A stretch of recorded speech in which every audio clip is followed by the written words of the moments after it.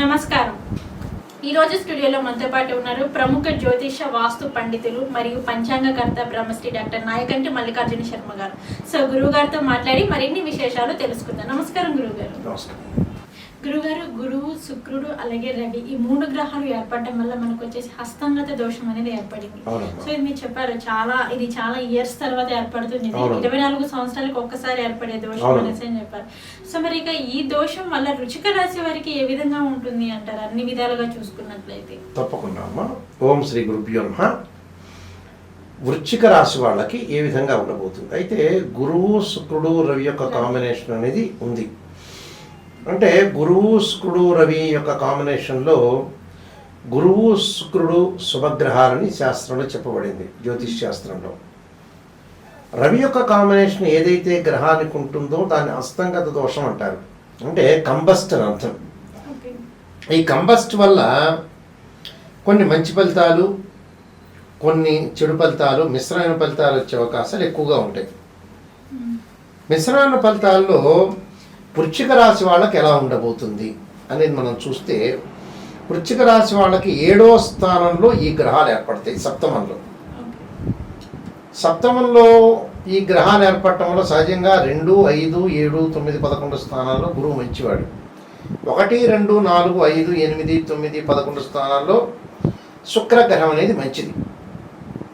మరి ఈ గ్రహాల యొక్క కలయిక వల్ల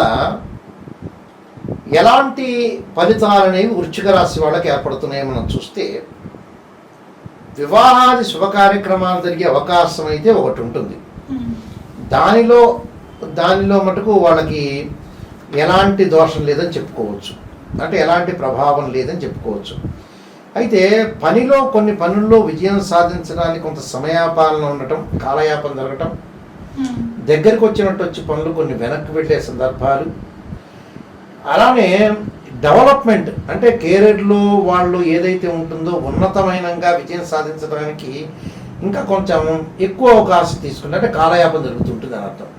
అంటే విజయం సాధించే అవకాశం ఎక్కువగా ఉంటుంది కానీ కాలయాపన జరుగుతుంటుంది, అంటే టైం వేస్ట్. అంటే వ్యాపార భాగస్వామ్యులకి కొంచెం సవాల్తో కూడుకున్నది. అంటే డబ్బుల విషయంలో కానీ, నూతన వ్యాపారాలు చేస్తున్న వ్యాపార భాగస్వామ్య విషయంలో కూడా కొన్ని ఇబ్బందులు ఎదుర్కొనే అవకాశం అనేది ఒకటి ఉంటుంది. అంటే వైవాహిక జీవితంలో జీవిత భాగస్వామ్యంతో కూడా జాగ్రత్త వ్యవహరించాలి. అంటే ఆర్థిక పరంగా డెవలప్మెంట్ అనేది ఒకటి అవుతుంది. విదేశాలకు వెళ్ళే వాళ్ళు విదేశంకి వెళ్ళే అవకాశం ఉంటుంది. ప్రధానంగా స్థితిగతులు మారే అవకాశం ఉంటుంది. ఆరోగ్యపరంగా అనుకూలంగా ఉంటుంది. ఆర్థిక ప్రయోజనాలు కూడా బాగుంటాయి. ఉద్యోగస్తులకు ప్రమోషన్లకు కూడా సంబంధం లేదు. ఇది విదేశాలకు వెళ్ళే అవకాశం ఉంటుంది. ఇక్కడ కంపెనీ త్రూ వెళ్ళే అవకాశం ఉంటుంది. అలానే వివాహాది శుభ కార్యక్రమాల్లో, ధార్మిక కార్యక్రమాల్లో కూడా పాల్గొనే అవకాశాలు ఉంటాయి. దానిలో కూడా ప్రాబ్లం లేదు. కేవలం ఏంటంటే వైవాహిక జీవితంలో భాగస్వామ్యంలో తగాదలు ఒకటి, భాగస్వామ్య వ్యాపారం అనేది చాలా జాగ్రత్తగా ఉండాలి. అలానే విజయం సాధించడానికి కొంత కాలయాపన జరిగే అవకాశాలు ఉంటాయి. కానీ ఈ 3 మినహా మిగతావన్నీ బాగుంటాయి వాళ్ళకి. అంటే ఉద్యోగస్తులకి ప్రమోషన్ రావటం, స్థానచలనం జరగటం, అలానే స్థానచలనంతో పాటు వాళ్ళు ప్రయాణం చేయటం, ప్రయాణాల వల్ల లాభం కలగటం, అలానే లాభంతో పాటు కొన్ని ఇంటిలో శుభ కార్యక్రమాలు లేట్ అవుతూ ఉంటాయి. అంటే బయట శుభ కార్యక్రమాలకు పాల్గొనే అవకాశాలు ఉంటాయి, కానీ ఇంటిలో వాళ్ళు చేయాల్సింది ఏదైతే అన్నప్రాసన కానీ, నామకరణం కానీ, బారసాల కానీ, చౌరవం కానీ, ఉపనయన సంస్కారాలు కానీ, వివాహం కానీ, గృహప్రవేశం కానీ, గృహారంభాలు కానీ, ఇలాంటి శుభ కార్యక్రమాలు ఏదైతే ఉంటాయో అలాంటివి లేట్ అయ్యే అవకాశం ఉంటుంది. అంటే వేరే వాళ్ళ దానిలో వీళ్ళు పార్టిసిపేట్ చేస్తారు, ఆతృతంగా పార్టిసిపేట్ చేస్తారు. వీళ్ళ విషయాన్ని దగ్గరికి వచ్చేటప్పటికి లేట్ అయ్యే అవకాశాలు ఉంటాయి. అలానే స్త్రీ యొక్క ఆలోచనలు కూడా కొన్ని మారిపోయే అవకాశాలు ఉంటాయి. మానసికంగా ఒత్తిడి గురే అవకాశాలు ఎక్కువ ఉంటాయి. పని ఒత్తిడి, మానసికంగా కొంత ఒత్తిడి పరంగా కొన్ని ఇబ్బందులు ఎదుర్కొంటారు ఇట్లు. అంటే బయట కార్యక్రమాలకి బాగుంటుంది, బంధువులతోటి స్నేహితులతోటి కూడా కొంత సహనంగా ప్రవర్తించాలి. సహనం కూడా చాలా ఇంపార్టెంట్ ఇక్కడ. ఇలాంటి విషయాల్లో కొద్దిగా కొన్ని ఇబ్బందులు ఎదుర్కోవటం జరిగే అవకాశాలు ఉంటాయి. అయితే సింగల్గా వ్యాపారం చేస్తున్న వ్యక్తులకు ఇబ్బందులు లేవు. భాగస్వామ్య వ్యాపారం పక్కనే వీళ్ళ కొలీగ్స్ తోటి పక్కన వాళ్ళతో కూడా కొంత జాగ్రత్త వివరించారు. అంటే ఇద్దరు పార్ట్నర్స్ ఉన్నారు, వ్యాపారం చేస్తున్నారు, బిజినెస్, అతనితోటి డబ్బు పనితోటి గొడవ వచ్చే సందర్భం ఉంటుంది. అంటే ఫైనాన్షియల్ పరంగా క్రైసిస్ రావటం కూడా కాదు, ఇక్కడ ఫైనాన్షియల్ పరంగా ఇద్దరి మధ్యలో డిస్ప్యూట్స్ వచ్చే అవకాశం ఒకటి ఉంటుంది. అంటే నాకెంత కావాలి, నీకెంత కావాలని కోర్టు సమస్యలు పెండింగ్లో పడే అవకాశం ఉంటుంది. అంటే హియరింగ్ వచ్చే సమయానికి అదేదో వాయిదా పడుతున్నట్టుగా ఉంటుంది. అలాంటి విషయాల్లో కొంత జాగ్రత్త ఉండాలి. అలానే దుస్తులు కొనుగోలు చేయటం, బంగారు ఆభరణాలు కొనుగోలు చేయటం, అలానే ఇంటి విషయంలో కూడా ముందుకు వెళ్ళే అవకాశం ఒకటి ఉంటుంది. అంటే ఇల్లు కొనుగోలు చేయాలని, కానీ లేట్ అయ్యే అవకాశాలు ఉంటాయి. అంటే ఇలాంటివన్నీ కూడా కొన్ని విషయాల్లో వీళ్ళు జాగ్రత్త పడాలి. నేను ఇలా చెప్పినట్టుగా బంధువులతో సహనం ఉండడం, స్నేహితులతో సహనంగా ఉండాలి. కొన్ని విషయాలు ఏంటంటే జాగ్రత్త వహించి ముందుకు వెళ్ళాలి. లేకపోతే ఏంటంటే కొన్ని ఇబ్బందులు వచ్చే అవకాశాలు ఉంటాయి. అంటే ఇబ్బందులు కలగకుండా మన జాగ్రత్తలో మనం ముందుకు వెళ్ళాలి. అంటే ఎంతవరకు చేయాలో ఆ పనిని అంతవరకే చేయాలి. వీళ్ళు ఈ నెలలో మాట్లాడితే గొడవ జరిగే అవకాశం ఉంటుంది. మంచి చెప్పామంటే చెడు అయిపోతుంటుంది. అలా మంచి చెప్పొద్దు, చెడు చెప్పొద్దు. అంటే మౌనం అంగాయకారం అంటారు కదా, మౌనంగా వహించడం అనేది చాలా మంచిది.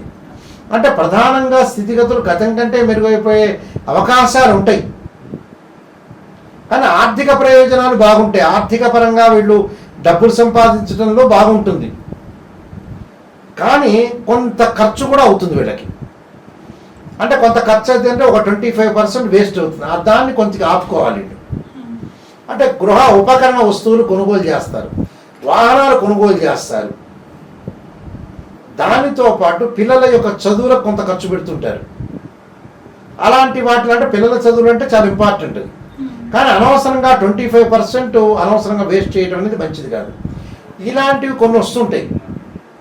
అలాంటి విషయాల్లో కొద్దిగా జాగ్రత్త పడి ముందుకు వెళ్ళాలి. అంటే ప్రాబ్లంని క్రియేట్ చేసుకోకూడదు. ఆ ప్రాబ్లంని మనం క్రియేట్ చేసుకోవటం వల్ల కూడా కొన్ని ప్రాబ్లమ్స్ వస్తుంటాయి. అలాంటి విషయాల్లో కొద్దిగా జాగ్రత్తగా ఉండి ముందుకు వెళ్ళాలి. అంటే ప్రతి పనిలో కూడా వివాదం లేకుండా, ఆర్గ్యుమెంట్స్ లేకుండా జాగ్రత్త వహించి ముందుకు వెళితే చాలు. దీనికి కొన్ని పరిహారాలు చేసుకొని ముందుకు వెళితే బెటర్ లైఫ్ అనేది వచ్చే అవకాశం ఉంటుంది. ఓకే గురుగారు, వృశ్చిక రాశి వారికి వచ్చేసి ఏంటంటే వీరి జాతకాన్ని ఒక్కసారి మీరు చూసుకున్నట్లయితే సో దానికి కొన్ని పరిహారాలు చేసుకోవాలి. వారి జాతకంలో అటు ఇటుగా ఉంది, అలాగే కొంచెం ఒడిదుడుకులు ఉన్నాయి అనేసి అని చెప్పారు. సో దానికి వీరు ఎటువంటి పరిహారాలు చేసుకుంటే బాగుంటుంది? దానికి వచ్చేటప్పటికల్లా వాళ్ళు చేసుకోవాల్సింది ఏమిటంటే ముఖ్యంగా వీళ్ళు విష్ణు సహస్రనామ పాలన చేయాలి. ఇంట్లో మానసికంగా ఆందోళన తగ్గడానికి క్షీరపుత్రాయుధ్యే అమృతతత్వాయ ధీమే తన్నో చంద్ర ప్రచోదయాత్ అనే మంత్రాన్ని, దానితో పాటు వాళ్ళు చేయాల్సింది ఏంటంటే ముఖ్యంగా దత్తాత్రేయ స్వామి యొక్క పారాయణం చేయటం, దత్త కవచాన్ని చదవటం చాలా మంచిది.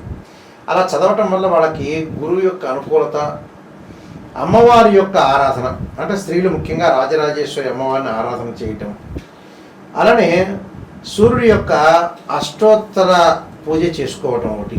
అంటే సూర్యుడి యొక్క ఆరాధన చేయాలి.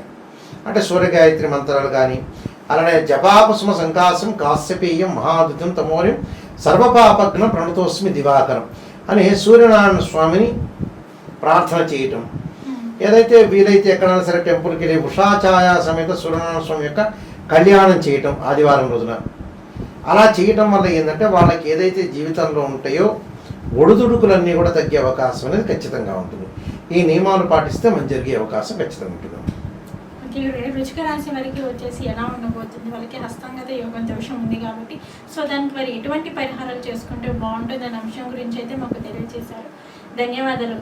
నమస్కారం.